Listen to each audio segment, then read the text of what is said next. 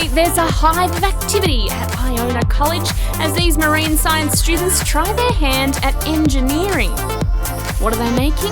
Well, that's what I'm here to find out.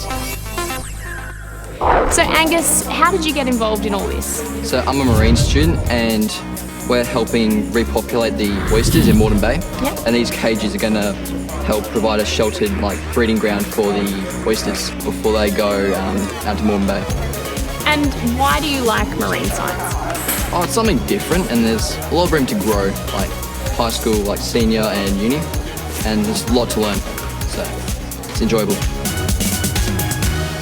So Robbie, explain to me what you're holding now in your hands. Well, this is an R.O.B, a robust oyster basket. It's one of the first ones that Iona's ever made, the first one in existence. It just looks like a metal cage, but it's actually one of the most important pieces for Moreton Bay. So, Rob, you've called it Rob. Is that after yourself? No, of course not. I wouldn't do anything like that. And how important is it for you to have these junior engineers and scientists involved? Oh, it's fantastic. So we made up a few ourselves and cut them with a grinder, and they were really sharp on the edges, and we didn't know how to use the material properly, the right sizes and the right shapes. Where these ones, as you can see, are bent down the sides. So nothing sharp there at all, which is fantastic.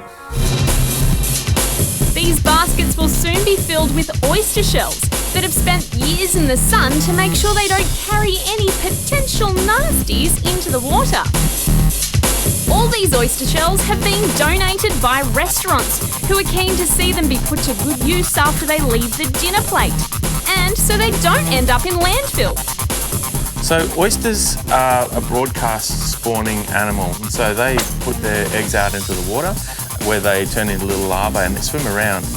And they need some hard substrate to grow on, something hard, and they love oyster shells because the oyster shells have got a chemical signature that the oyster's attracted to. And the perfect spot for a baby oyster to grow on is a dead oyster shell. So there's none left now, there's no oysters for them to live on. So we put the shells back at the right time of the year in summer when all the baby oysters come out, and they'll settle on them and grow. We're doing one in Pumicestown Passage, which is up near Bribey Island, that's great, and I've dived on that myself, and you can just see the life that's come back by putting in shellfish. It's been fantastic. There's no R.O.Bs up there, so we're hoping these first ones are going to be a game changer.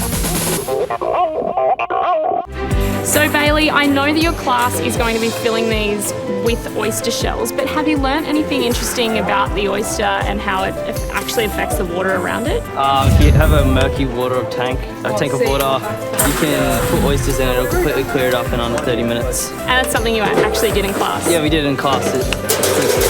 Wow.